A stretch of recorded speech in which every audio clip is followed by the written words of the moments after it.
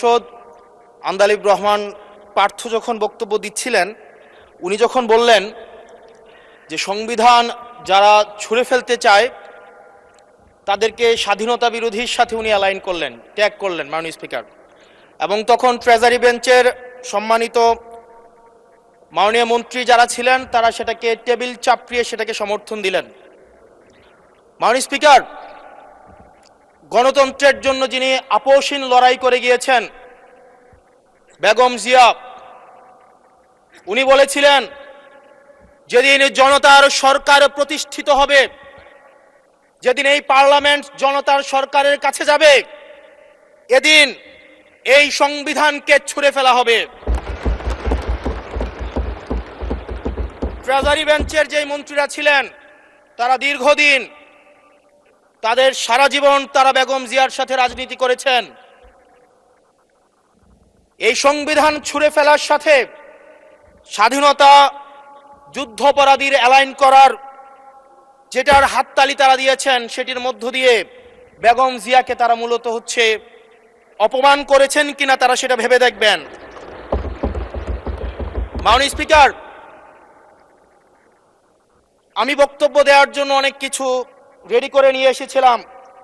আমরা আইনমন্ত্রী বলেছেন রুশু পড়ার জন্য, তারপরে হবস পড়ার জন্য, মদিনা সনদ পড়ার জন্য পড়েছিলাম, কিন্তু আন্দালিব রহমান পার্থ সাহেব যে বক্তব্য দিয়েছেন, আমরা ক্লাস 8-9-এ যে ডিবেট করতাম সেটি রিভার্টাল দিলে 20 মিনিট সময় লাগবে। মাননীয় স্পিকার, আমি ওনার বক্তব্যের রিভার্টাল দিচ্ছি।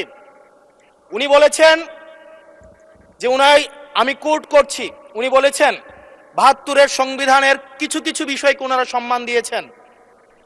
তার মানে কিছু কিছু বিষয়কে ওনারা সম্মান দেয় নাই। তার মানে এই অভ্যুত্থানের পরে এই সংবিধানের কিছু অংশ ওনারা মেনেছেন, কিছু অংশ ওনারা মানেন নাই। ওনারা কেবল ওই অংশটাই মেনেছেন যে অংশটা ওনাদের পক্ষে গিয়েছে, যে অংশটা ওনাদের বিপক্ষে গিয়েছে এই অংশটা ওনারা মানেন নাই। মাননীয় স্পিকার, এই ধরনের প্রকৃতি সম্পন্ন যারা আছে বাংলাদেশের পার্লামেন্ট যারা দেখছেন তারা সিদ্ধান্ত নেবেন, যারা কখনো কখনো কনফর্মিস্ট, যারা কখনো কখনো রিফর্মিস্ট, তারা মূলত অপরচুনিস্ট।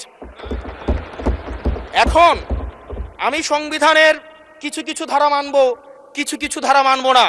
আমি কখনো কখনো সাংবিধানিক, কখনো কখনো আমি অসাংবিধানিক।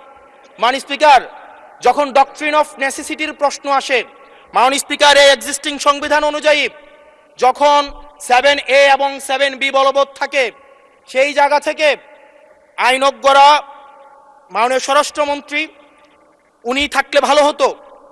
ডক্ট্রিন অফ নেসেসিটি মাননীয় স্পিকার 48-এর 3 অনুযায়ী